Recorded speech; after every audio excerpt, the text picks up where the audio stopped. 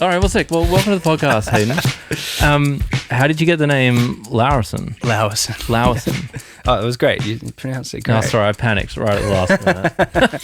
It's got too many vowels, and so it's scary to I don't know, give it a crack. Luke was just asking me how to pronounce my name, and it is Lauerson. Lauerson. Like as if there was a W in there. Yeah. It was like 3 syllables. Pretty simple. I guess just because of the E. Lauerson. But it's easy to see it in another way, and people say it in funny ways. It can be quite funny. But I took my wife's last name when we got married. So yeah, right. Came from her dad, who is German, and the name is Danish. Mm-hmm. Originating from Denmark, and yeah, he had 2 daughters, and he was an only child. So the name in Australia only exists for like 5 people, which is their family. Oh, yeah, right. So yeah, just decided to continue the name and not let it stop. That's pretty special. Of being the end of the line or anything. Yeah. Break traditions. Wow. Yeah. Did you because it's much more common to go the other way with like name taking, but did people just made sense to us? Yeah, great. Yeah, it made sense to us, and a few other friends of mine have done a similar thing. My brother did the same thing as well. Mm-hmm.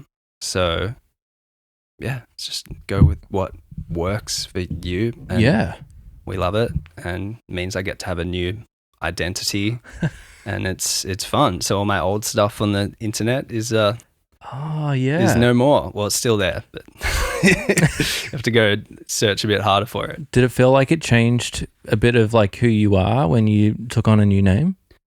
No, not at all. Cool. I didn't overthink it. I still feel like me. Because I always just felt like Hayden. Mm-hmm. Like Hayden is who I am. So yeah. It doesn't matter what's attached to that. I also had like a period of time where I was potentially thinking about doing solo music as an artist, and I was going under the handle Hayden Francis because I was in that name transition. I was like, I'm not going to release music under my like full name. A lot of artists choose to like change up their second name or something for releasing a solo project. So I had that going for a bit and was like trying to produce as Hayden Francis for a little bit. But eventually when I realized that I just wanted to be a music professional and I didn't quite feel like I was going to pursue the solo thing, I decided like if I'm going to be a music professional and behind the scenes, I should just roll with the full name. So I started working as Hayden Lauerson, and I'd already been Lauerson for a couple of years at that point. So yeah, cool. That's what people know me as. Yeah, right. Wow. Yeah. Thanks for sharing the name history. It's like arrived. Yeah. Now we know who you are from a naming perspective. Yeah. How would you like define where you are now from a professional perspective? How would you define the like work that you do? Yeah, so now I always put mix engineer as the first thing in my list of things, because that's the thing I love doing the most is mixing people's songs. So I'm a mix engineer, but I'm also a vocal recording engineer. So I love recording vocal arrangements for people's songs as well. And I'm also a producer. I will produce songs from time to time. So mixer, vocal engineer, producer is where I've ended up. What like kind of music do you like to mix the most? I wouldn't say there's like a specific genre because I am a fan of all things. Okay. Yeah. So I've mixed some pretty, like left field different. Yeah, you've got like quite an eclectic discography of work. Yeah, because I just believe in like good ears and good taste and good balance and good sound. And I don't believe in like genre specific mix engineers. I think that's a dangerous thing. Yeah, right. And I never really enjoy genre specific mixes, to be honest. Like I like it when music is mixed by like, for me, there's like this top tier level of mixes for the people that I know this is like more of a musician's podcast, so like haven't heard of these names like Serban Guinea or Manny Marroquin or Spike Stent. This like really high level of mixer in the world of, you know, they're mixing most of what you've heard on the charts, but they'll also mix like such a wide range of stuff. But what is the charts? The charts is like so many genres and sounds, and like so yeah, kind of like coming back around to, can't remember where this question even started, but it's like, this is the genre that I like to mix. Yeah. I just think you need to be a master of balance and taste and sound across the board, and it doesn't matter if you're like good at EDM or good at hip hop or good at like, I just think you should have a good ear and trust how the music's going to sound to people, and you don't even have to be able to like play the music or like be, you know, you don't have to understand the genres, but understanding sound, you can kind of, people could throw me anything. Yeah, right. Yeah. That's so interesting, because I thought that maybe it would be like I don't know, I'm going to mix an album in this genre, so I'm going to listen to a bunch of like specific things and try and like get stuff happening, but you're just like, you just want it to sound like really good music. Yeah. Yeah, like at the moment I'm mixing a solo acoustic record, which is I've never done before. So that's really fun and a new thing. It's like there's not the forefront is not the lead vocal, it's an acoustic guitar. And like, what can we get out of that being at the front of the mix? It's like totally different. Yeah. Workflow, but still the same. Like I'm treating the guitar like the vocal. It's the most important thing at the front. So I'll spend the most time on it. Yeah.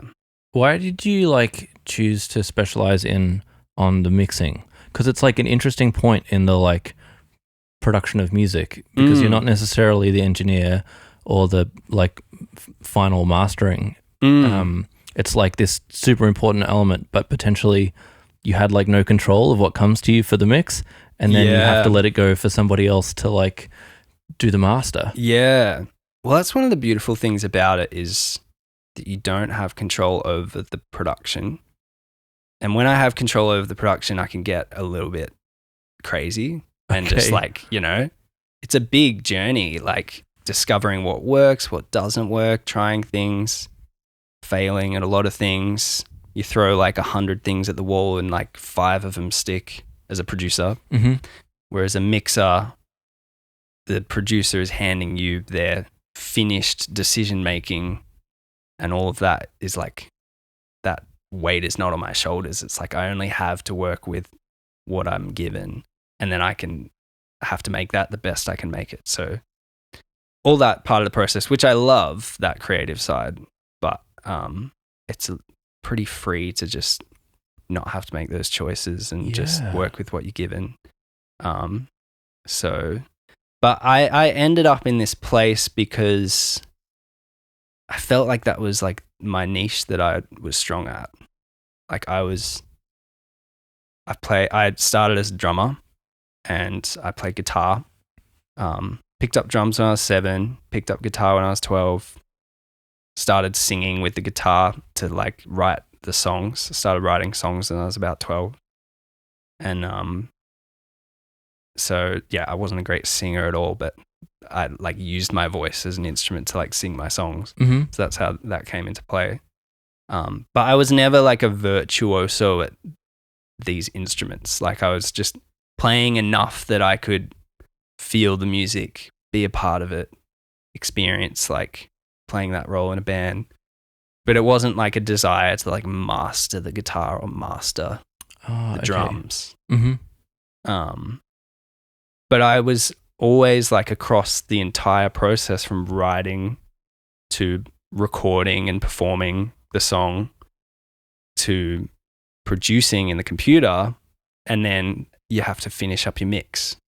And I felt like I was just like, so I would get in this like state when I'm mixing where I was just like, it was such a beautiful place. So I just loved doing it. I felt really in Yeah. love with it. So I kept doing it, and I started to realize that like I wasn't enjoying like a lot of the way my friends' songs were being finished. Oh, And I was like, you sent it to a mix engineer and they did a really bad job, but they should be good, like, or something. And like, and you know, paid them this money and they made it sound worse, or like, or they tried to mix it themselves. But like, I had such a high standard for how everything should sound that like, I feel like really early on, I was pretty like hyper, just like fixated on like everyone's songs should sound as good as I imagine they should. So like I started offering my services to like friends and stuff, and started like mixing their things, and I just like would better it a little bit each time. Sometimes like make it totally not what it's meant to be, and you have to like learn that stuff. But I just kept learning how to make things a little bit better and a little bit better, and then like I realized not many other people around are like doing it or caring about it. And it was something that I cared about heaps. So I was like one of the few people in my scene that would like really invest like into the mixing process and like really just like hone in on that. And now I totally believe in like good mixing, and totally believe in like people, even just like your casual listener might not even know it, that like they like that song. Yeah, because it's a great song and a great production, great lyrics, but it's also like a killer mix and they don't even know it. But they're like, why does this feel so good to me? And if something's like a bit like, you know, hasn't been mixed well, they might just skip it. Because the mix, it could have been an amazing song, but the mix kind of flopped and they were like, no, this doesn't feel good, and they'll just skip it. Yeah. It's like, I feel like there's massive potential for songs when they're also mixed really well. So I liked how you said that it, like they might not listen to the song, or they might really love it because of how it feels. Like you didn't, you know, you could have said like, oh, because it sounds good, like it's a mix, it sounds good. But actually it's about the feeling that it allows the music to evoke. Yeah. Because mixing is like feeling to me. It's, and I nerd out about it so much because I like love feeling songs. And, yeah, so I recently did this other podcast called What's That Sound? Yeah, people should go check it out. It's great. Yeah, it's a really good podcast. Another guy called Stu Watts in Melbourne is doing this podcast more with like engineers. But I talked about on there, I'm like losing what I was actually going to say about this. But we were talking about like feelings. Yeah, the feeling, exactly. I talked about on there when I was in the development of like my instruments and so on. Like I wasn't too into reading the music. Okay. Because I just wanted to get straight to the feeling of like playing the song. So that's why drums were really good, because there's no like musical notes. There's just rhythm. So that was an instrument that was like the first gateway into like feeling music. And I loved just like turning on songs and like playing the drums along to songs. Yes. And was less into like reading the rhythmic notation and following books and stuff. I was like, I just want to turn on this Green Day song and play along to it. Yeah. And then like that for guitar like became a thing too, because and Green Day was a good example because it was all power chords and there were no major and minor chords. So I could just feel the power chord around the guitar. And I learnt the oral training of like chord scale degrees through like playing the American Idiot album without reading the tab. Right. Just feeling where it went on the guitar. So I liked feeling the instruments. Yeah. And I could read enough to an extent, but like an extent where I could like, you know, earn the spot in the school band and so on. But I really just did it to earn my place. I didn't do it to like for the enjoyment of like reading. Yeah, sure. So when it comes to mixing, it's like I love like listening to the music and how it makes me feel, and I can do that to through the mixing process. I can turn it from something that doesn't make you feel a heap because there's lots of off things about it to like something that hits all those areas of like, it's just perfect. You're not like thinking about, oh, this is bugging me or anything. It's like the song just sits really well. And then you can really feel what the song is like trying to tell you. Yes. So it's good just to do that every day and like be in that 24/7. Do you have any kind of like, you know how like someone would have like a palate cleanser or something to like, you know, do something if they were like tasting food or wine or whatever? Like, do you, I don't know, put on any like sound or record that you like or white noise or like while I'm working to like cleanse the, or maybe like in between or something like, yeah, I don't know. Do you just set in and open up the mix and the palate cleanser is going for a walk. Okay. And like getting out of the acoustic room that you're in and listening to another room, like just listening to the world. Okay. Just like, because fresh ears and perspective is like massive for mixing. You have to always be fresh, always have the perspective like new. And yeah, every time you go through the mix, you have to go through it like you're feeling it for the first time, hearing it for the first time, and keep, you know, whack-a-moling all the issues. And if you're just stuck in it, like, and you don't take a little walk or something and like go to the kitchen and do something like for longer than I'd say like 40 minutes, then you can't like see or you can't hear those issues anymore. And like everything starts getting skewed. Yeah, right. So like the palate cleanser is leaving the room. Fascinating. Yeah. Yeah. I feel like, you know, it's been like a decade of you like working as a mixer and you just put in so much hard work to build, you know, this specialty as a place for you in the industry. But does it feel like, I don't know, just this like exhausting grind having like put so much in for so long? It's, yeah, I mean, the music world is tough. I think it's as long as I can keep the deadlines like at bay and everything's, it's like cool, I have this many mixes to do this week and it's like achievable, then like I love it. But like I get a little bit in over my head if it's like someone sending me something on top of what I'm already doing, which is what happens in mixing. A lot of people want their songs mixed like right before they want to release them.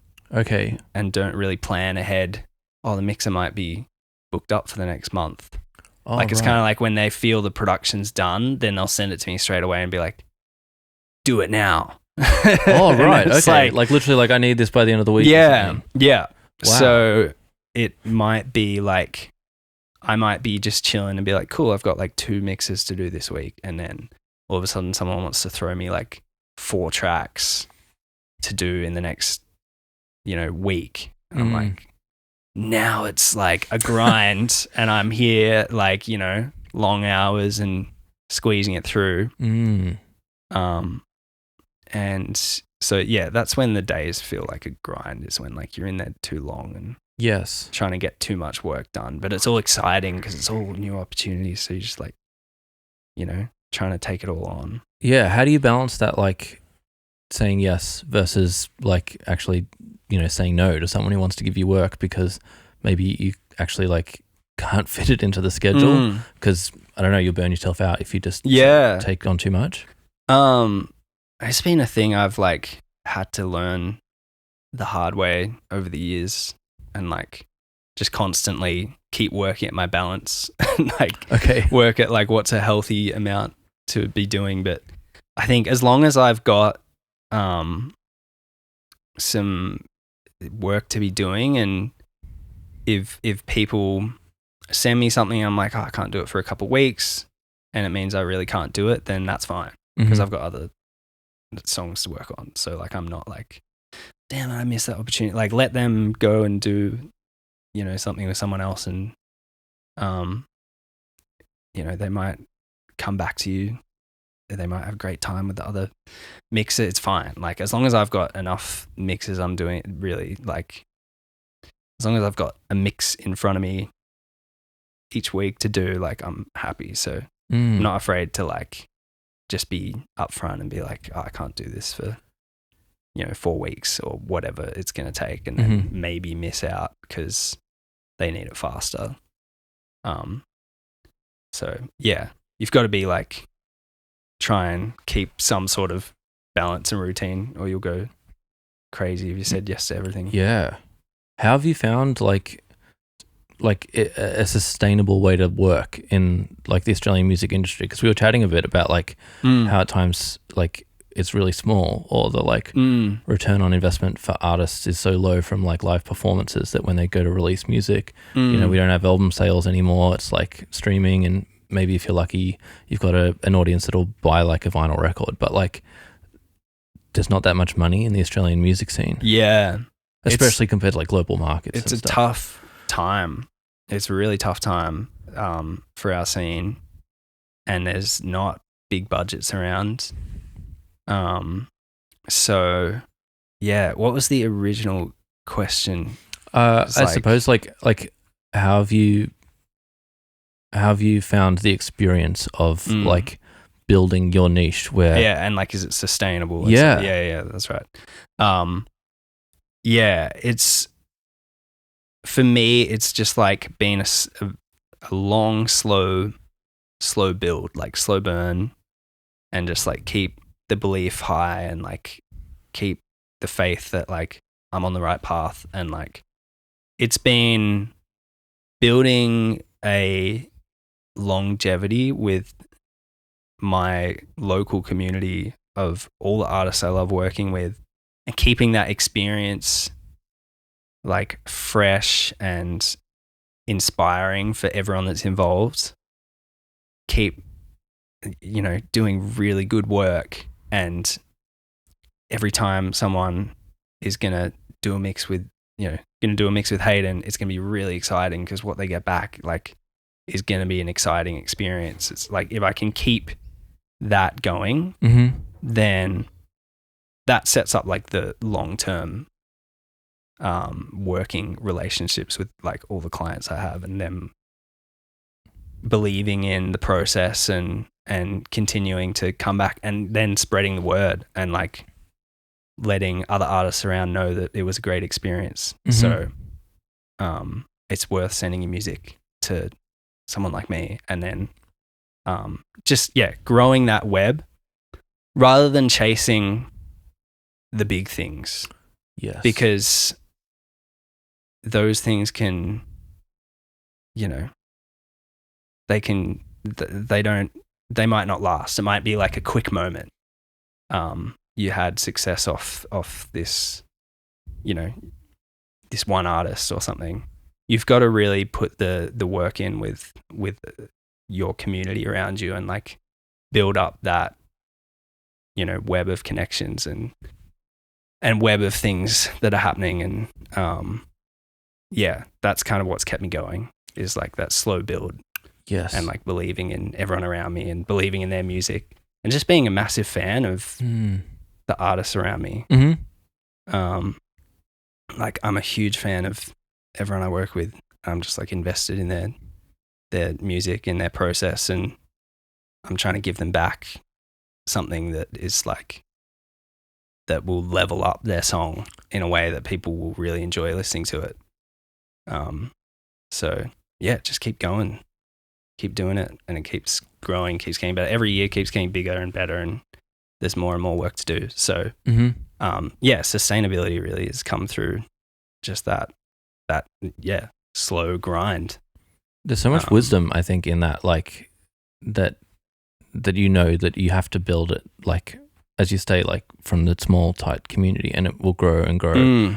But like, if you just chase something fast and quick, like, it's unlikely to sustain itself. When did you like, have you always thought like that? Because that's like some pretty deep level, like, it's hard work to, as you say, like grind out for so long and so many years and wait, like, and you were doing so many like different music industry related work before, you were really able to just go, I don't know, I'm just going to do mixing Mm. and a little bit of like vocal production and guitar work. Yeah. Like, it's, I don't know, I'm not articulating my question very well for you, I'm sorry.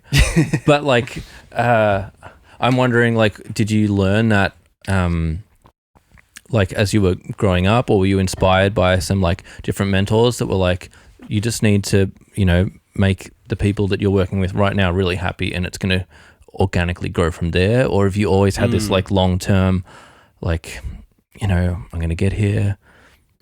I think I've always like pushed back against a lot of advice that's come my way. Okay. Because people will be like, oh, you got to go to LA. You got to like, you know, email all the labels, or you got to, you know, put yourself out there in a big way. Mm-hmm. And I just like haven't like listened to that. And I've just done my own thing, which is like enjoying the relationships that I get out of the people I'm working with. And the like, there's just so many great long-term friendships and creative relationships that come out of making music with people. And that to me is more fulfilling than like having to travel and chase a scene that I'm not even like, you know, I'm not living in that. So I do have big ambitions and would love to work globally in time, but it's like I'm all for that, you know. Let's build those connections as they come and let it all happen organically, and not force something I'm not ready for. Because I think to answer that question of how that way of thinking came to be, I think in the artists I listen to, their music always spoke for itself to me. Right. So like, say artists, for example, let's say Frank Ocean, who's probably my biggest influence in music ever. He's like zero online presence, doesn't do interviews, doesn't have social media, doesn't tour, like doesn't, just makes music and puts it out. And that is enough for people to be a fan. And that does enough. And the music speaks for itself. The music is powerful enough and moving enough that he doesn't need to get out there and do all the other things he doesn't want to do. Like it's compelling. And I feel like I had this like strange belief that everything that I would mix would start to be compelling enough that hopefully it would speak for itself. And the, you know, new connections and jobs that are coming in from other people would be because they heard something I'd worked on, and not because they saw me on social media talking about it or on TikTok doing a mix tutorial or something. Like it's, they heard a song they really liked by an artist they really liked, and they're like, who mixed this? And there's a conversation there. And then they hit me up. And it's like, for me, it's like, do really good work and the work will speak for itself. That was the way I always saw it happening. And I kind of took that, framework from artists I was inspired by, where I'm not seeing them, I'm not taking them in every day. I'm just taking in their music. I'm like listening to the actual art itself. So, wow. And yeah, that's like, there's not that much of that happening at the moment. Like, if anything, such it's a like push for more and more artists that I'd never content. expected to be online on social media. Are like, now they're posting something and singing at their home, like another influencer would do. Like, but it's actually like, I don't know, some like famous pop star. And it's fleeting. Like those moments like hang around for 24 hours of buzz and then it disappear. Like the whole industry is like scrambling for what works these days, and the whole system is pretty all over the place. But there are still some really great artists with like big followings and like there's enough out there still happening where something's working and someone's benefiting from it. Like, yes. Yeah. So, yeah. What have been some of like your highlights from the last few years of mixing? Like, are there some standout records for you that were either like you felt super proud of the finished product, which it sounds like you do for basically all your work, but like, I don't know, maybe musically it was like engaging for you because you learned something new or tried out like something that you'd been wanting to do for a while and like achieved it? Yeah, I think one of my favorite experiences of like mixing a record was the Tentendo and Annalisa Fernandez collab EP, which was like a 4-track kind of like disco retro kind of sound. Sounded very 70s. And the fun part about it was I was not mixing for like your regular sheen kind of EQ curve. Like I was happy for it to be really dull and happy for it to be really warm and really like filtered off. And the fun parts about it was getting out of the box and doing interesting chains of effects. And like one of the songs in the record is completely the vocal chain in the mix. So in the studio they would have recorded just on they recorded on like a U87 clone. And Caleb, who's Tentendo, had put in the reference mix like a little bit of spring reverb on the vocal, and he'd filtered the vocal off. So it was quite dark and warm, and it had this just spring reverb plug-in on it. It's like, oh, to me that sounds like it wants to be sung through a guitar amp, like through a deluxe reverb. So in the mix, I routed the vocal out through my deluxe reverb, put the springs on like up to like 7 or 8. Okay. And I put my U67 in front of it and made a whole new vocal chain. Wow. And that was the vocal chain for the mix, was the like 100% wet, sung through a deluxe reverb. Wow. Stem. That's so creative. So I just had fun, and I put drums through the deluxe. I put a lot of stuff through the deluxe reverb. Wow. On that 4-track, and it ended up being a 5-track. There was like a deluxe version. So yeah, that was a cool highlight. That was about 2 years ago, and it's still a really great record. That's sick. Yeah. You know, at the start you were talking about some of the things you do, and one of them was vocal specific recording. Yeah. What is it about like that's I don't know, separate? Because I think like I don't have much experience in that scene as a drummer. Yeah. But like it seems that there is a whole art to just vocal takes, and it's interesting that like that's also one of your passions. Vocal engineering. Because I think when I started getting any kind of success off mixing, it was when I had started really paying attention to the vocal and how it was done. Like I'll spend 70% of the time on the vocal a cappella, and maybe the instrumental just like comes together like that's secondary to me. Right.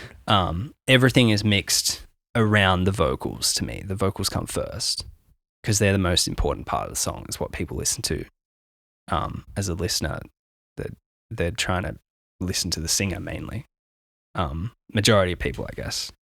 So for me, it's so important to prioritize the vocals, and being a vocal engineer, you can then come into the process and you can up the quality of how they're recorded. You know, a lot of vocals in Australia in the production demo, like a lot of music, especially in the pop world, I work a lot in the pop, like Australian pop world. A lot of the music's made in bedroom studios with very cheap gear, like a Rode NT1 into a Sapphire, like Focusrite. Like, yeah, right. You know, you're talking like a $200 vocal chain. And a lot of music that comes out is that. Wow.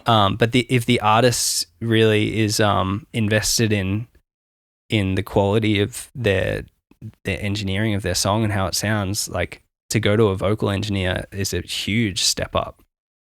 Because all of our favorite artists that we're referencing, like I'm getting, you know, a lot of people these days are referencing like Lizzie McAlpine, for example, or Phoebe Bridgers or Billie Eilish, and they're all singing into $50,000-$70,000 vocal chains. Like U47 is like a $35,000 mic into a like Audio Tree preamp. This is like Lizzie McAlpine's vocal chain. Like people in Australia are not thinking that the music they love is recorded so well. It's not recorded on a 7B into a Focusrite interface. It's like, to achieve that sound, you've got to like just think a little bit bigger. And to get there, there's a couple of things you could do. You could either hire a microphone for like $100 if your budget's $100. So you could record the vocal yourself or with your producer, but just make sure you like hire a microphone for the day, like hire a U87. It's like $100 for the day. And then you're carrying a $4,000 mic into the studio to record with. You could go a bit further and hire like a preamp chain and like things that will color the sound. A lot of the time in the mix, and sorry, I'm like kind of swaying a little bit, but I'm still talking about vocals. Yeah, no, we're with you. In the mix, I will route the vocals always through an analog chain, like a Neve preamp and a tube compressor. So I'll add that in because likely the source was pretty thin, like it was recorded pretty cheaply. So I'll give it the expensiveness through some gear in my mixing end. But it's still like, it adds so much potential to the sound if you've just thought about that at the time you recorded the vocal. So like, I just encourage artists, like, take a great mic to your sessions. Like if you're a drummer, you'd turn up with your Ludwig kit, or if you're a guitarist, you'd turn up with your American Strat, like these instruments that are quite valuable and really nice to play on. And I just think if you're a singer, like, don't rely on what's going to be there. Like, turn up with something nice and record onto it. So it could just be, you know, just hitting that first tier of microphones, like your Neumann U87 or I've actually got a TLM 67, which is like it's a printed circuit board version of a U67. Okay. But it sounds like pretty damn good. Yeah, and cool. It has its own thing, and I love it. It's a bit warmer than a U87. So that's my thing. So yeah, that's the first step. I would recommend like recording into a great chain. And then when it comes to actually hiring a engineer specifically, it's like thinking, you know, this engineer has experience with this side of things. So I might want to lift the vocals in my song to this level. So I'll hire an engineer who does know how to hit the preamp right, does know how to hit the compressor right, does know how to get the takes out of me, the layers of harmonies that are required, the like ad-libs that go in between, like thinking of that vocal arrangement that usually in a pop song is like over 60 layers or something, which you might not think of with the average producer or something. It's like, there's so many producers out there that are great at vocals and great at everything. Like, you know, highly recommend a lot of people. But yeah, there's some artists that works out with our process where they'll go around, they'll do writing sessions with various producers, but the vocal sound stays consistent. So we'll do the vocals on all the songs. And therefore, the songs may vary, but like the vocals are just always at that level. So yeah, it's cool to offer that as an extra service. Yeah. Which is part of the way songs sound. Do you enjoy the like vocal comping and arrangements and like double tracking and like all the sorts of like, I suppose like more technical things that are going on behind the like singer that might just want to, you know, I've just come to sing the song, and it's like, oh well, let's do it again, but like make sure that each time you sing that syllable, it's exactly the same, because we're going to layer it all together in this way so that we can achieve this effect that was from your reference track or something. Yeah. It's very satisfying, but it's tedious work. It's because I'm a big believer in like everything being lined up and leveled correctly, and all this like sibilants landing in the same place and breaths only where they should be, and like I'm very meticulous with the arrangement of how everything hits, but that's like this satisfying puzzle that is like so exciting to me. Can we make this a cappella itself everything the song needs to be? Like, doesn't matter what was played behind it. Yeah, it's just as exciting to me as mixing, although it's not as creative as mixing, because you spend a lot more time just doing the tedious manual labor of editing, comping, and just like simply like writing a gain line of like, you know, I want to turn this note up a little bit, or I want to turn the S down a little bit, and like that is fun, but it takes like a bit of extra time. So I wouldn't say it's as freeing as sitting down to do a mix. Like making sure everything, all those tedious tasks are done before you then sit down fresh and do the mix is like a big thing. Otherwise you'll like do that for an hour and then feel like all your creativity is like gone. So do you have like a vocal booth or anything set up in your studio? No. So my studio is in Oakley in the southeast, and I've just got like a production room, which is a little bit bigger than the room we're in now, just a little bit longer, tall ceiling, and it's a great spot where I can turn the speakers up really loud, and there's no like residential around. It's in like a commercial strip. And for the vocals, it's just a mic in the room. Like you just want the singer to feel comfortable and not like they're in this box. And I found that it's like the room is not really coming into play. Like I've got enough tightening acoustics in the room to, it doesn't matter if they're standing anywhere in the room. I usually put them like behind me so they don't feel self-conscious that I'm watching them. Oh yeah. And they might have a line of sight of my computer monitor so they can see what I'm doing when we're choosing takes and stuff. Or they might have a line of sight of like the window to the street so they can like people watch, and it's better than shoving them in. I used to shove them in the corner in like to sing into the acoustic panel so that everything would be dead. But I was like, no, the vibe is just nicer to, or they might even be sitting on the couch, and I'll let them be comfortable, and I'll just move the mic up to where they're comfortable. So. It makes a big difference when you like maybe compromise on, like ideally I would like to be in this exact like controlled environment, but actually the performance you get out is a better one, because we're humans, and like if we're nervous or uncomfortable or stressed, like the performance isn't going to be as good. It's all about the vibe in the room, the energy in the room. So you got to keep that. You got to be conscious of how the artist feels in the space, and like create a nice, like safe space so that they can express what they're about to do, and keep the session flowing and like be really fast. So that it stays like you're always ahead of where they're at is like a big thing in the vocal engineering world, like being faster than they wanted to sing the next line. You have to already be there. Okay. You have to be, it's almost like a sport. Like, so there's not that dead time of like waiting and like you lose the moment or something? Yeah. You don't want to like be sitting there doing technical things when they're ready to drop the next harmony or something. So yeah, there's a bit of this like sport to quick engineering and staying like ahead of vocalists and stuff. Yeah, right. Which is fun and exciting. Yeah. Yeah. I guess it like almost turns into like you can sort of like gamify it a little bit and be like, oh, look how quickly I got that one in and learn this little shortcut and must have all like these, you know, little shortcuts and tricks and quick keys and stuff. Across, being across that stuff is like super important.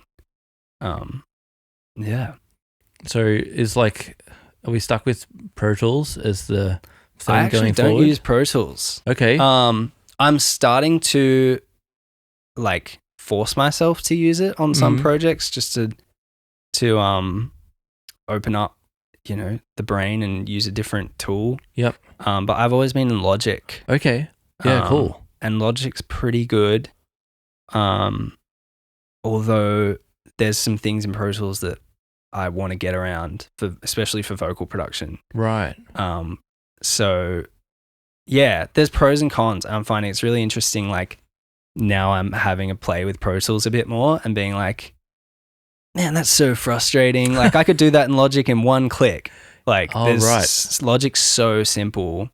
And I think it's come so much further because a lot of people left Logic pretty early to go to Ableton or Pro Tools or whatever. Mm-hmm. There's been so many updates since then that like it's such a great program and like you can move just as fast and all the things that I've seen people do in Pro Tools I've been able to do in Logic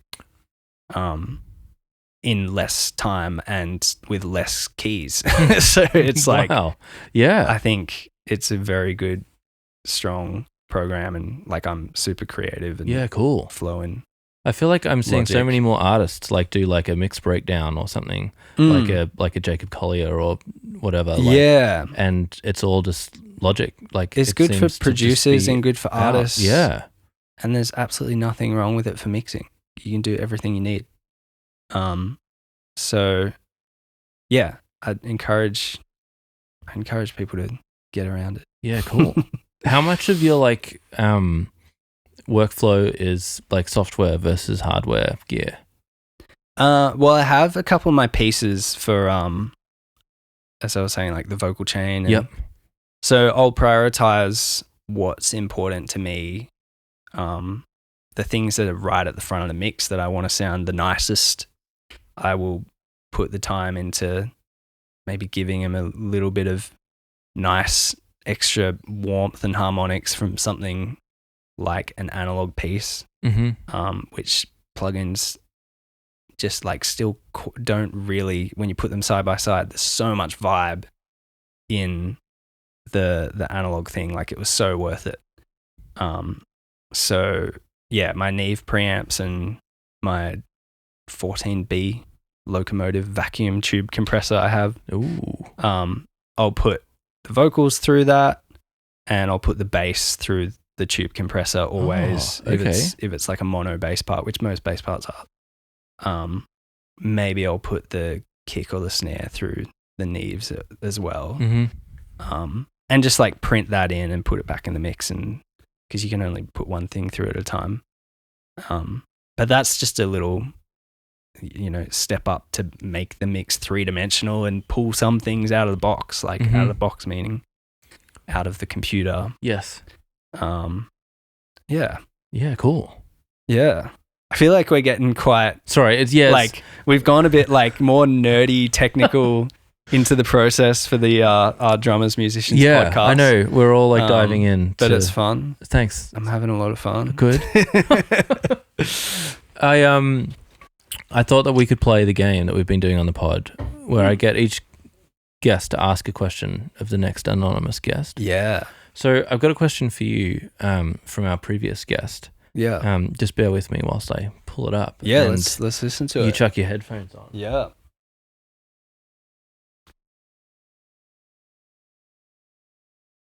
What are some systemic changes, legislative changes that should be proposed in order to make accessibility, streamlining education within music into the industry? What are some proposals that should be enacted and advocated for as us as musicians that live the life of an artist, that we should actually push for to make it accessible, so we're not having programs like music or even things like home economics or the arts being heavily defunded in the school systems and in some parts removed. So we still have the next generation coming up. That's a really good question. That's really cool. Who asked that? Noli, yeah. R&B singer here in Melbourne. Yeah, great. Yeah, this is a great question because I've actually been a part of a program in the last few years called APRA Songmakers, where this amazing lady named Tina set up this program in Australia, and it's been running for about 10 years now, and they're pulling real Australian, real world mentors that have really great careers in the Australian scene, and pulling them into high schools and doing these songwriting and production 2-day workshops. And it's been amazing to be a part of, because doing something like that in schools where, like, when I was in school, that was what I would ditch school to go and do. Like, I would go to this, I would, miss school for a day to go to this type of thing outside of the school. But when it comes to the school, it's really cool. So we get 16 kids at a time doing this 2-day workshop, and there usually is 10 to 12. And it's kind of based off something I think that was being done in a lot of European countries like Sweden, and where the music is so thriving and happening over there, especially pop music. And it's big in the education system too. So something in Australia where kids are seeing and having their eyes open to this can be a great career path if you're really passionate about it. And just putting people like that in front of them and seeing what's possible, and then allowing the kids to work with them for a couple of days and write songs together and see what a producer does. It's so the first day they write the song, and the second day they have the song produced by one of the producer mentors. And each group gets a 2-hour production session. It's super quick speed production. But they get to see what a studio session is like, and experience that. So I think, initiatives like that are really great, and APRA Songmakers is continuing to expand across Victoria's got a lot of new funding for it. So great. We're going out and doing workshops. There's workshops happening every week at schools around Victoria and around the rest of Australia. So that's been really great.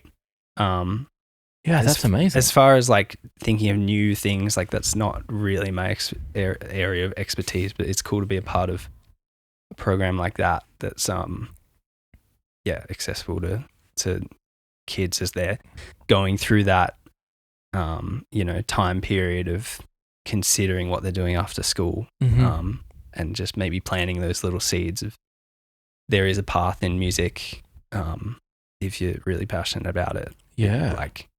It does exist here, and there's people that have been able to make great careers out of it. How did you get involved in that program? I was lucky to be referred into it. Okay. Through Elle, who is Woods, has an artist project called Woods, and Tornado Club with the Kite String Tangle, and she has been doing it for a couple of years, and she was like, Hayden will be really great for it. So she got me an interview, and I got in, and I've been doing it for the last 2 years, maybe a couple of workshops a term, and it's great. Wow. It's good to connect with kids and see what's happening in that space, and see where the inspiration is, and what the kids are up to, what they're thinking about. You get all this information as well, but it'll be an amazing experience for them to get the chance to work with you and other people like you. Like, Yeah. yeah. What a great It's a really initiative. good program. Yeah. Yeah. All right, Hayden, what would you like to ask the next guest? Yes. Yeah, being I know this is like quite a musician's podcast, so I'm not sure who the next guest is, but I imagine they're a musician. So maybe something down that area I was thinking of asking. It'd be really cool to hear like a funny gig story. Mhm. Give me like a kind of nightmare gig situation that's like potentially like going off the rails. Like, you might have dreams about this coming up to a gig where like everything's going wrong. Like, you rock up without your instrument, or like you never even make it to the gig, or you like get on stage and like you wearing no pants or something. But like some of these things like really happen. Yeah. In real life. So I'd love to hear some funny, maybe embarrassing, or maybe something just went really wrong at a gig. I want to hear a story, but like you always pull through. Like whenever this has happened, there's always a way through. So I want to hear what was happening, and I want to hear how you pulled through. Yeah, nice. Thank you. Yeah. I'm going to put it back onto you if there's one that comes to mind, whilst also plugging, because this question's come up a couple of times in the podcast series, and Jack Foy has an episode, is a young great drummer, and about coming to like this big band rehearsal, like 20-piece jazz orchestra, but not bringing drums, thinking that they'd be supplied, but then not having drums. Yeah. And James Sherlock tells an amazing story. James is a great Australian jazz guitarist, and he was doing like a live film soundtrack for Howard Shore, who'd like flown out from LA to like do this thing, and he didn't know how to use like pedals. And so like all the pedals are like malfunctioning, and it was like some truly like horror gig stories. Yeah. Do you have one that comes to mind? I've got a few. It's there was one real like stressful moment where we were playing at South by Southwest in Texas with Woods. Okay.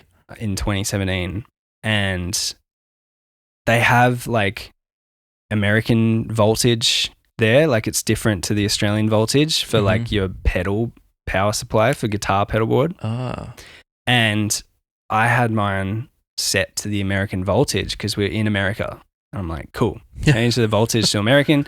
All the gigs we were playing at South by, I just plug straight in. I'm on the American voltage. And then we played the Aussie barbecue, and the like techs there were like, oh, all these artists are Aussie. They're going to have Australian voltage gear. So I plugged my pedal board into like the Aussie barbecue stage, and it just like blew. Like 5 minutes before we're meant to play. No. I was like, like what am I going to do? Like my whole sound in Woods is based off of my like Strymon pedals and like long, blue sky sustain and everything. Like I can't just play clean. And luckily there was like so many other great like Aussie mates around the barbecue that like I was like, do you have like just a single 9-volt? Do you have a single? I managed to string together like at least like 6 9-volt power supplies, like individual ones from like different friends, and like do this spaghetti of plugging the pedals together, and got it working because the pedals didn't blow, just the power supply blew. Okay. Okay, cool. Just the fuse. Yes. Just like a couple bucks. So I was freaking out that everything was wrong, but really it was just like a little fuse. Okay, phew. But still, like just before you got to play. Just before, it was stressful, and we put it all back together. And the next day, I went to the guitar shop and like bought a new fuse and fixed it. Okay, but it was, that was a like little nightmare situation. I also have turned up to a gig without the playback rig, and had to Uber it across Melbourne to and that's another one of those ones where like you might dream of that situation happening, but like it actually happened. Like we had no backing tracks. It was during sound check, so by the time we were playing at 8 or 9 p.m, like it had arrived. Yep. It's all right. Like you The say, Uber. you've pulled through these disaster moments. Always pull through. Nothing's ever like been so disastrous that like it just like didn't work out. Yeah. Everything works out in the end. I've told my story previously on the pod, but the short version for you is that I forgot my snare drum for this big gig at Crown Casino in front of like 300 people for this big function in the main ballroom. Yeah. So I just had to play a gig without a snare drum. So you didn't like, you had nothing. Yeah. How'd you play a beat?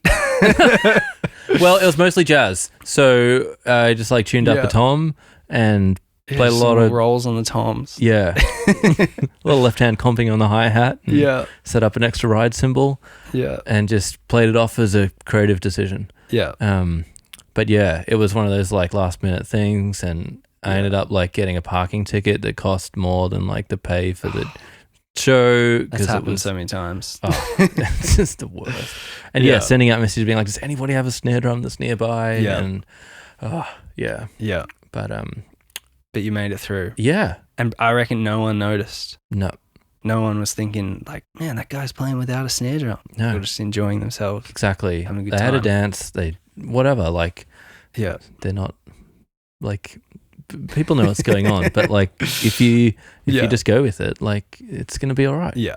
Yeah. Although I reckon at South by they would have definitely known if I was just playing a clean tone. Boring. Do you miss the like tour life of gigging like that? I definitely miss it. There was a lot more going on before COVID, and I think it was kind of I was in a scene of people where it like there was a lot of like investing and belief in like where the projects were going. So like a lot of touring was happening. And there was a lot of opportunities to play on the road, which was awesome. Like I saw myself as like a live MD was like totally an option for like what I could be doing. I wasn't fully considering just mixing at that point. Mm-hmm.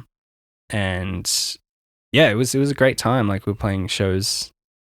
I was playing a lot of shows with Woods, and she was supporting a lot of really great Australian acts. And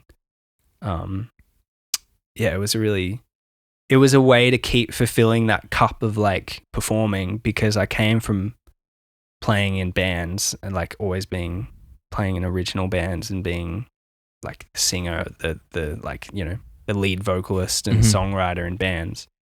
So when I stopped playing in bands, to like continue that outlet through like serving others through playing for their artist project was a great way to like keep performing.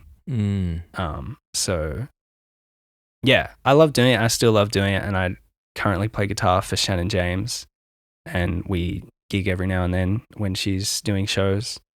But yeah, it's just a nice outlet and like a nice way to keep performing here and there. And every time I have to like recallus my fingers, it's like the guitars just sit next to me in the studio getting a bit dusty. And yeah, it's good to pick it up and like at least keep the muscle going. Yeah. Well, that's great that you can do it and stay involved in like, you know, the live scene with Shannen and that act. Like, because I imagine as much as you love like mixing and production, that the like energy from live shows and stuff would be missed in some of the like creative performance outlet and stuff like that. I don't know, is like more collaborative, say, like you're not just in the room mixing by yourself or whatever, like you're actually in the band and part of the community and, you know, the social hang and all of the other sort of stuff that goes on with the band scene. Yeah, you got to keep the things that like keep your spark alive going and change it up a little bit. Can't just be doing the same thing every day in, day out. So I like getting on the road where I can. Still love going on tour. If I got asked to go on a tour, I'd still love to do it. But it's just not something that I could do every weekend. It's like I need routine, good sleep, good health, good fitness. I need to keep that part of my life stable. Mhm. And doing some gigs can throw that off really quickly. So Yeah, we were having a bit of Yeah. a chat about that earlier, especially with like, yeah, you know, the musician's life of like you're just playing really late gigs and you don't get good food, and then like Yeah. you haven't practiced much, You're or you didn't respecting eat your well, or body. you didn't. Yeah, yeah, but you've been like really deliberate about this practice and like setting up routines and understanding what you need and how, and yeah. you know, it seems really like, well, I'm really grateful that you're like talking about it on the podcast to be like, yeah, I love touring, but it's not like a sustainable thing for me if I do that every week, because then I'm neglecting all these other parts of like my life and health. Yeah. And I think there's definitely ways you can do it. And there's people on the road that do it really well. There's people that work on the road full time and they've somehow figured it out. But if I'm constantly going from studio to road to, you know, that doesn't entirely work. That's pretty like fluctuating. So yeah. Yeah, I did have to like really consider this this whole thing, like routine and so on, because I went through this pretty crazy thing. It was around 2020. I had like a pretty big accident where I was out bodyboarding at Gunnamatta Beach, and I had someone else's surfboard whack me in the head when I was duck diving under a wave. And yeah, that moment kind of like rocked how I did things. And I did really have to like rethink how I can come out of that state I was in, which was like this chronic pain situation. It wasn't just a concussion that like disappeared after a couple of weeks. Yeah.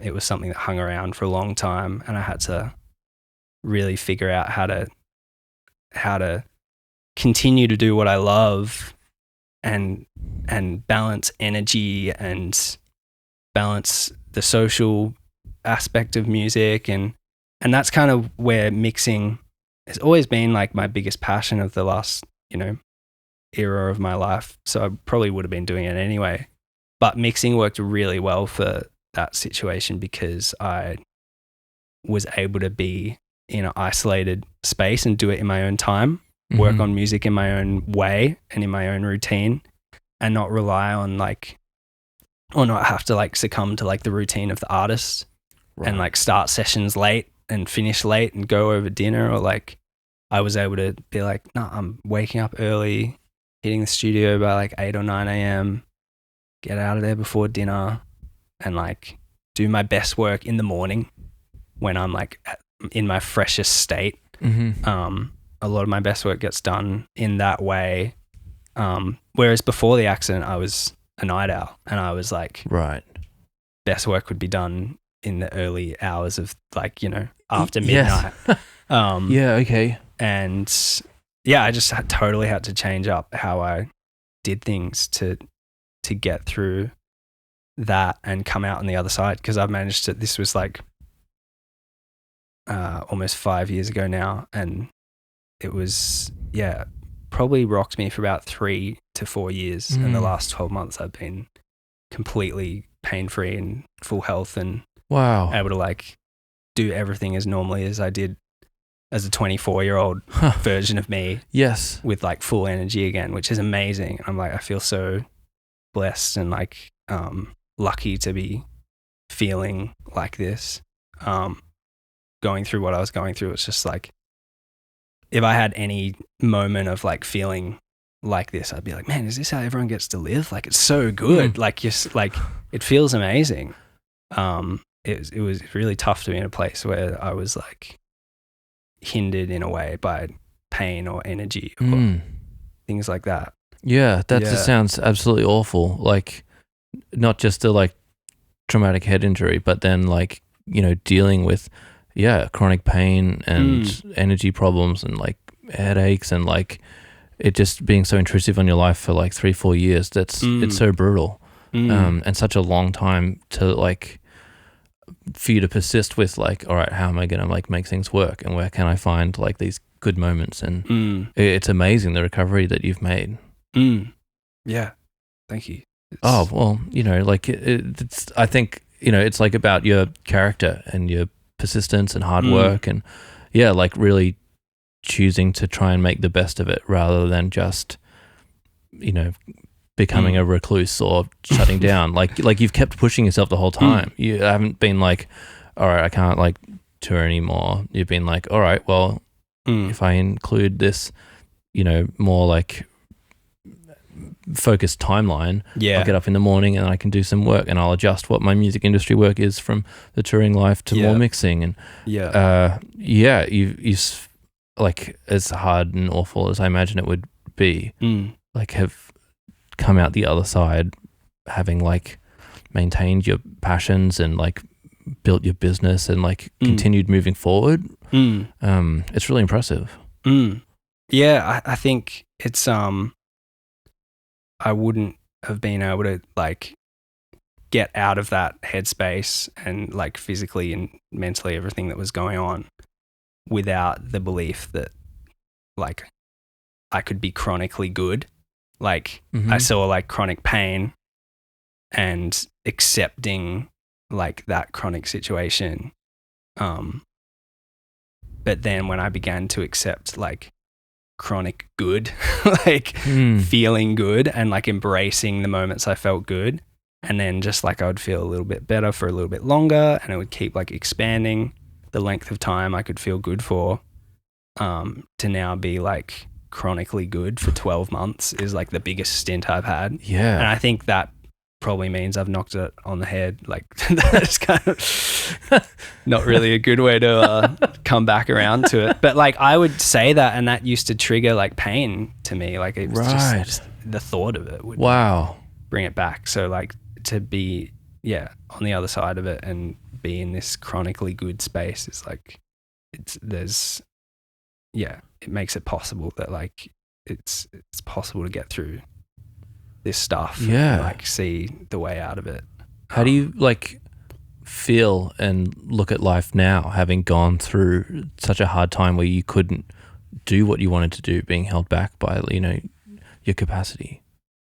I do really like appreciate, as I said, like I appreciate feeling good. Like I'm just like really thankful for it. And like, I guess you just appreciate the moments of clarity and the moments of being, able to, go surfing again or like go, I really love running and I love, the pursuit of like getting kilometers or like smashing a PB or like just going to the gym and feeling good is like important to me. And to be able to do those things is like, it's to have it as part of my routine is like, I'm grateful to like be able to do it all again. And also to be able to do music, like, and do a long session again, like do a long day. There was just moments over the years where I like couldn't even think of like turning on a song and starting process on it because like I didn't have a clear mindset for it, and I'd be really fatigued and brain fogged out and like feel like not in the world, like so not present. And just to like have presence and clarity and is something I'm like really I like appreciate that it's there. Whereas like I don't think I don't know if like people need something like that to happen to just like appreciate how good things can be when everything's going well. Oh, it's so relatable because you know what I've been going through with the like long COVID stuff. Yeah. It's come up a few times too. It was interesting like having lunch with you before this, like talking about some of the similarities of like our the brain fog and stuff like that. Yeah. I'm not sure if you've like spoken much about it on here and like just in little bits and stuff for different insights into the journey based on sort of what was coming up. But all the things that you're talking about, like I just find them so encouraging. Like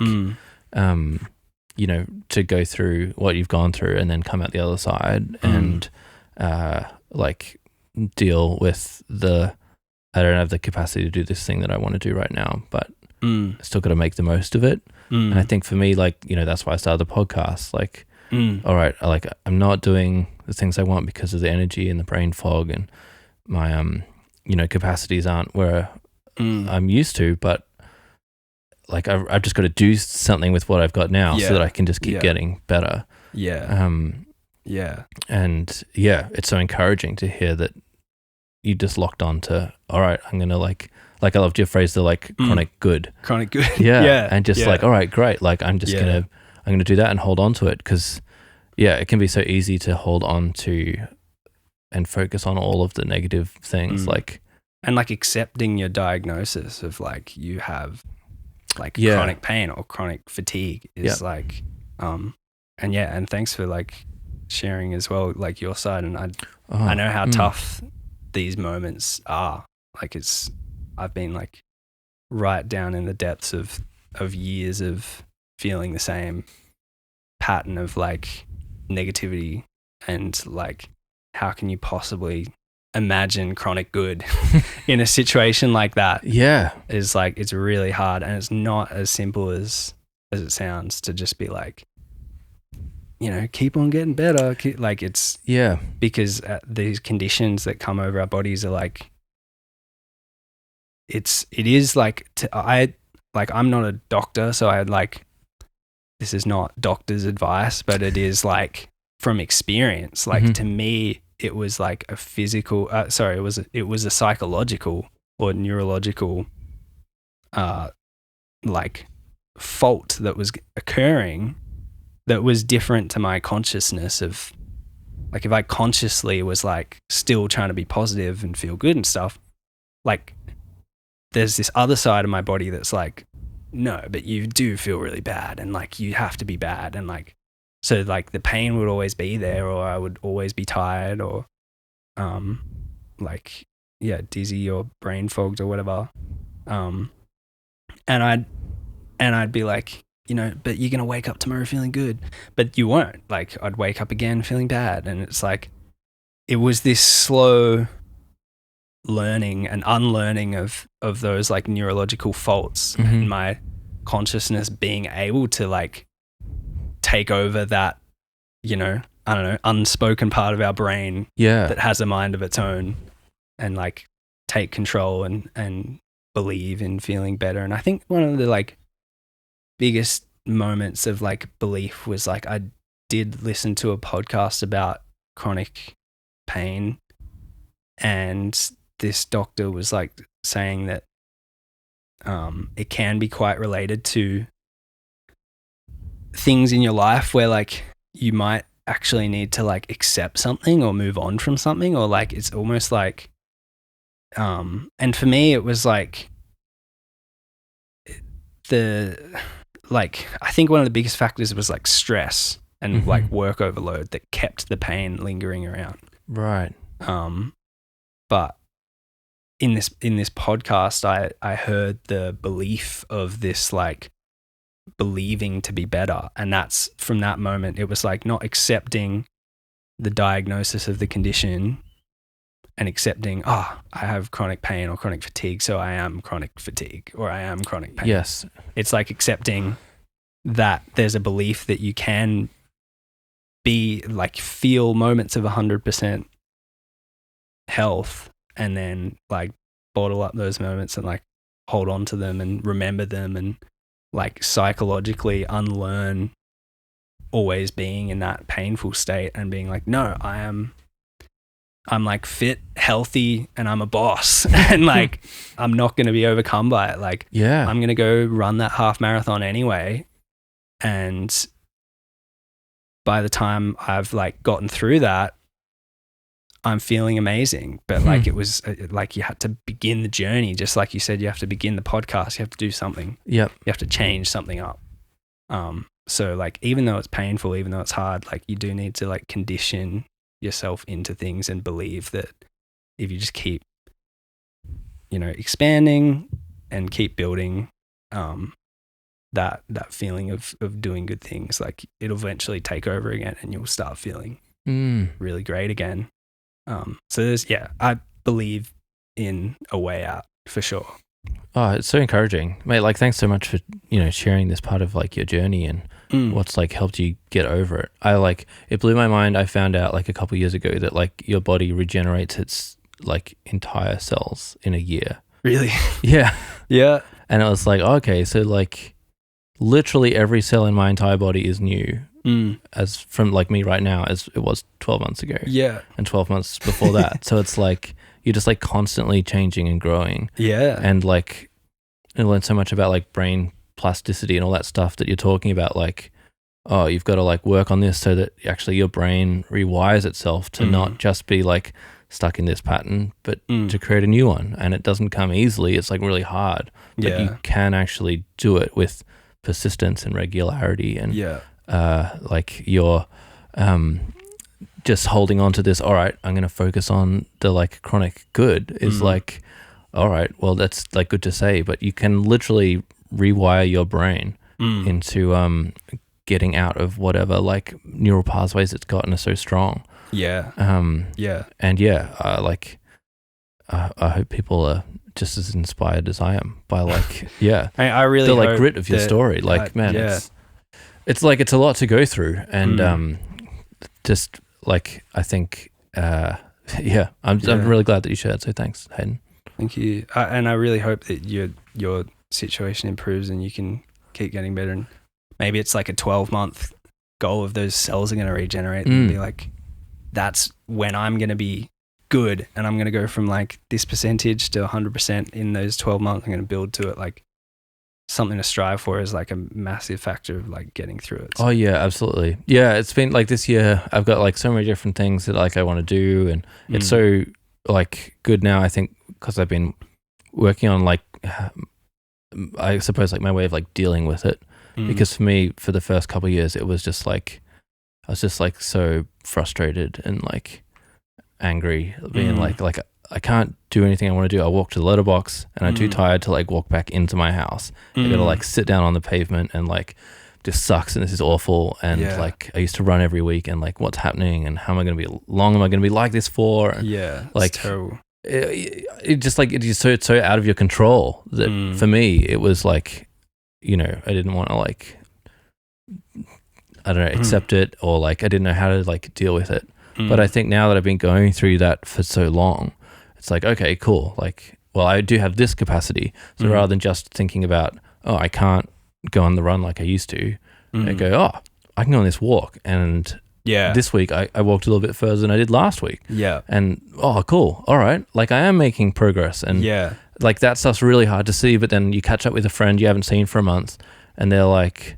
oh, you can actually have a chat to me for half an hour without like falling asleep on the couch or like just being so out of it with like your brain fog. And then it was like, okay, there's like these external like validators of like positive momentum. And I think it's also like helping me go like, all right, great. Like, all right, I'm not where I was before, but I am like making progress and getting better. And like, I can do more podcast stuff or I can play some gigs now. I played a couple of shows last year and it was like, this is awesome. Like, okay, it's like wrecks me physically to carry the drums in, but I can get my mate to carry the drums in for me and I can still play and like workarounds to just like keep like building on it. And with each like small step of improvement, like I feel like I get more motivated and more positive and more hopeful and that all sort of like is compounding. Yeah. I don't know. Like I'm believing that it's all happening like that is like awesome. Like that's the only way that it will like keep compounding and keep expanding and growing. So like, it's good to hear like that you're potentially seeing this like positive climb. Oh yeah, definitely. Like look at where I was 12 months ago, it's like I'm doing all these different things. And 12 months before that, I could hardly do anything. So it's like, wow, I've come so far. So like if I can come that far in a year, like what's this next 12 months going to look like? Like it should be really good. Yeah. Right, so anyway, that's what we're saying. Like, believe in it. Got to lean into it and just make the most. Yeah, for sure. Before we wrap up, what's the favorite bit of studio gear that you have? I love that you're changing up the question slightly for because I've listened to it. I love this podcast. I've been listening to them. Usually, the the venue questions or. I'm going to ask those But this questions is as good. well. Oh, but great. Yeah. But I love that. There's pieces of gear I would love to have and Ooh. try, which in this country are like a bit more rare, or a bit more out of reach, out of budget. I assume you can't like hire stuff once you're getting into that like high-end studio Yeah, it's gear. even like, I don't even know where you can hire one of these, but like I'm obsessed with the Sony C800, even though I've never been able to use one. Okay, what is like it? 20 grand vocal mic that's like Right. on all the best vocal chains that we hear on the radio coming out of, mainly like hip hop recordings, but also a lot of I think Rihanna recorded on the Sony C800 most of the time as well. Like it's on a lot of pop, but especially on hip hop, like Kanye and Travis Scott and these vocal tones that are like out of this world. Like I would love to like have a go at tracking on one of those. So that's like a piece of gear I wish I had. But, Yeah. I don't think it's wise in the Australian industry to drop 20K on a mic. Yeah, that's a massive investment. No, who would appreciate? Don't have Kanye walking in the door being like, "I'm ready to go." Like, it's I don't know who'd be stoked about that. Yeah, I heard a rumor that Drake's in Melbourne at the moment. Like, yeah, I don't think he money. records on the C800. Not too sure. I can't reference the OVO Noah Shabib Drake vocal chain. Not sure, but yeah, I'll get him in the studio. I hired this C800 for the day just for you. And you were saying like that you get way too many vocal tracks with the SM7B, the podcasting Shure mic that you're talking to now. Yeah, like when I think of it, I go like Michael Jackson Thriller. Yeah, everyone says that. The original SM7. But it's Michael Jackson. Yeah. And he would sound great on anything. Yeah. That's the argument. Is that why people do it though? They're like, well, this Michael Jackson recorded his record on this, so it's a great vocal mic. It's the story that goes around. But I would highly recommend, as I had the conversation about microphones before, like there's to me the 7B is like, it's consistent and you could get a great consistent sound out of it, but it's limiting. There's a boxiness to it. It doesn't let you express as big as you could express on like a large diaphragm condenser that takes the full dynamic of everything you're doing. It kind of keeps everything in this tight box that can't like expand and so yeah, I would just encourage like people to shoot for some, bigger, greater mics. And if you want to go for those big vocal tones like Lizzie McAlpine and so on, it's like get a great engineer or hire a great mic for a day, or if you can afford it, like just invest in like, a nice medium level mic that you can keep for the rest of your life and track your own vocals on it. Thanks for giving us like a good mix of like practical advice and life journey and stories and stuff. Like it's I think like that's super valuable stuff that like a whole bunch of singers that listen to this would, really benefit from. And like it gives some, you're not just like gatekeeping info. And never. I'm not a gatekeeper. Yeah. Well, it's hard because like so many people are in the industry. It's like the only way you get the sound is come to me and pay this much money. Yeah. Like it's really important to me to like empower the artists that I'm around. Like if they're asking questions about production or like how they could do things at home or like anything, like I'm not here to like be like, no, you only come to me for that. It's like, I would love if they could self-record their vocal. There's sometimes I've had better results with artists when I gave them the key to my studio and they did their own session and they were in that personal space of like recording themselves.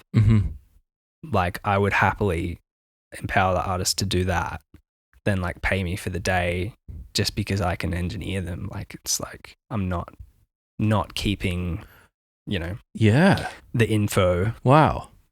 So yeah, if anyone has like questions or anything, like feel free to hit me up and I'm always open to give advice or whatever. What's the best way for like people to book you? I'm there on my Instagram, which is just my full name is one thing, Hayden Lauerson. I'll chuck it in the liner notes. Yeah. And my email is on my website. if you wish to email me. And yeah, I'm open to, have a conversation, or work together or anything. Great. Yeah. All right, let's wrap up with the 5 quick answer questions. The venue questions. What's your favorite venue to play in Melbourne? Here we go.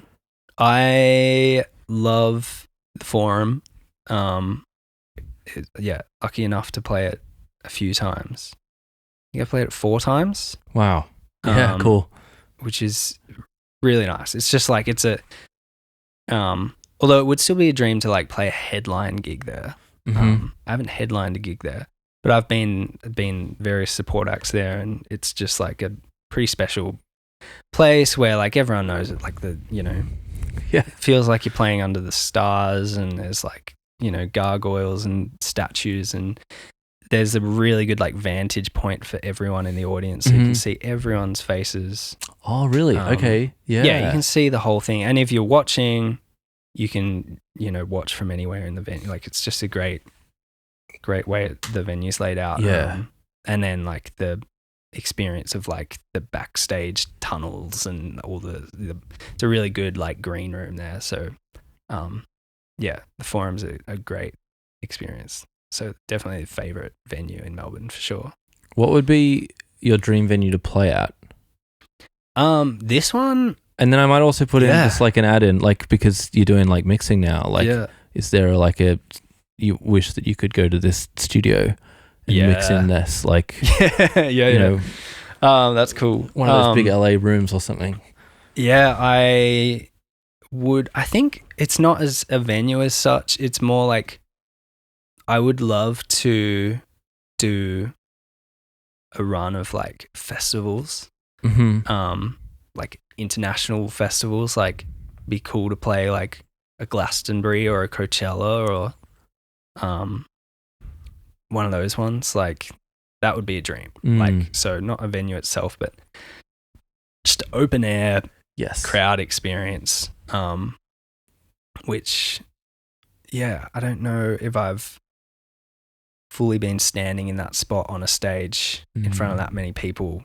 South by Southwest in Texas must have been pretty big. That was kind of like Big Sound in Brisbane. It was like similar sized shows. It was just in Austin, right? So it was like little bars and stuff. So it wasn't a big festival, right? To crowds, it was like your industry networking. Yeah, okay. At all the venues around Austin, which was really cool. Right. That would be a good experience. Yeah. Oh, yeah, I don't think I realized that it was like the same as it's kind of just like Big Sound, just in a different city. Yeah, right. And with international artists and industry rather than just Australia. Have you been to the one in Sydney that they're just starting? No, I haven't been to the Sydney South by. No, I love that. A string of major festivals. There's something about that like outdoor energy, and there's so much history to those festivals and stuff too. Like, yeah. All right, what is your coffee order? It was interesting. Today I got a long black when we were having a coffee earlier, but that's my like. I need a little bit extra. Like I need the caffeine, like to come straight off, because I know we're going to sit down and do this podcast for an hour or so. So I want that extra little ping. Like I'll have a long black, or if I'm about to like go to the gym or go for a run, I'll have a long black. But if my normal go-to is a almond latte. Yeah. What is your favorite place to get food after a gig in Melbourne? This only really tends to happen if like we skipped dinner, and I have this like, kind of have this, and this is on the whole, like I'm very routine kind of person. And I won't eat like within 2 hours of being on stage. Like I have like a cutoff. Okay. So if I can get dinner in before like the 2 hours before we go on stage, like if we're playing late enough, I can get dinner in. But if we're playing that awkward kind of like 8 p.m., 9 p.m. time, like you might have to skip dinner. And then I'll have to have a late night food experience, which is always like I'm so like just like fiending for a kebab.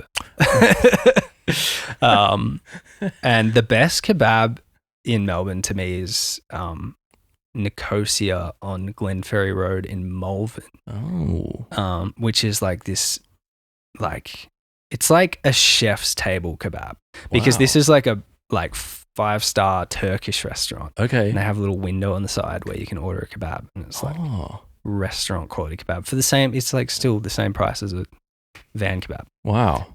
But like if I'm fortunate enough, so like my studio is like I'm in Oakley. I'll come through Dandenong Road back to Port Melbourne where I live, and Nicosia is like perfectly halfway. They stay open till 11. So if I have done a late night studio session, I usually wouldn't have eaten dinner because once again, I don't want to eat dinner during a mixing session. So I'll get my late night fix post studio at Nicosia. Yeah, cool. Road. Wow. Best kebab in town. Have to try that out. Mm-hmm. Sounds very good. It's making me hungry now. Yeah, we should get one. All right, final question. Yeah. What is one piece of advice that you would give to your younger self? This would be learn piano. Oh, okay. And I was talking about notation at the start of the podcast, like maybe read music. It's important. Like it can be. Yeah.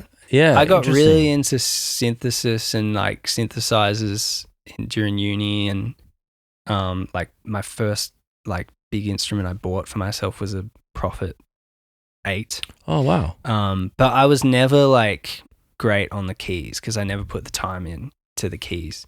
Lucky I can like send MIDI into a synth, but I'm just always been slow on the keyboard because I never put the time in. And I feel like if I could tell my younger self, like, while you have the time, learn piano. Like that's the piece I felt like I was missing.